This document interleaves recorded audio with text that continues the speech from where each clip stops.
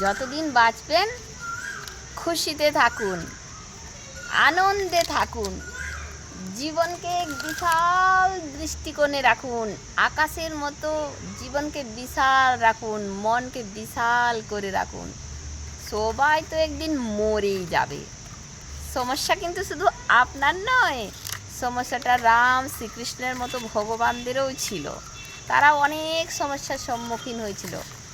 ভালো করে ভেবে দেখবেন তো, ওনাদের 100%-এর 1% দুঃখ হয়তো আপনার সাথে আসেনি, আপনার জীবনে আসেনি। খামোখা শুধু সবাই ক্লেশ, ঝগড়া, টেনশন নিয়ে থাকে। মৃত্যু হলো আমাদের জীবনের সবচেয়ে বড় সত্যি। সেই মৃত্যু কিন্তু একদিন আসবেই। তো জীবনকে এমনভাবে কাটান যাতে কোনো দিন আপনার আফসোস না করতে হয় যে যদি আমি এইভাবে থাকতাম ভালো হতো। কোনো দিন যেন আপনার মধ্যে অনুশোচনা না আসে। মৃত্যুর টাইমেও যেন আপনার মনের মধ্যে ওই অনুশোচনাটা না আসে যে ইস, যদি আমি আমার মনের কথাটা শুনতাম তাহলে আজ কত ভালো হতো, আরও জীবনকে উপভোগ করতে পারতাম। ইস, যদি আমার প্রকৃত বন্ধুদের সাথে আমি আরও ভালোভাবে টাইম দিয়ে কাটাতাম তাহলে কত ভালো হতো। অন্যের চাপানো জীবন কাটাতে কাটাতে আমি আমার সুখকে বর্জন করে দিয়েছি। এরকম আফসোস, গ্লানি, অনুশোচনা যেন কোনো দিন না আসে আপনার মধ্যে।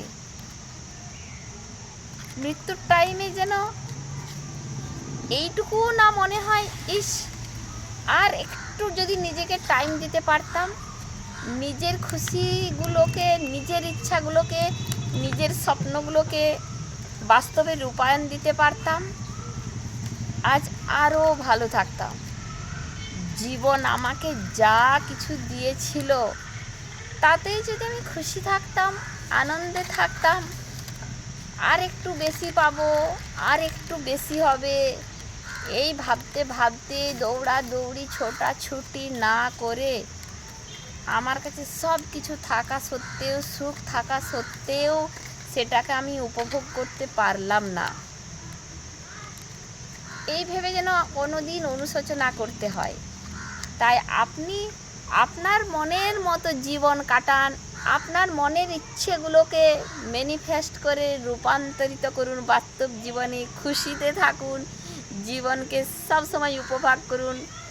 আপনার মুখের এই হাসিটা কিন্তু আপনার জীবনের সবচেয়ে বড় দামি জিনিস।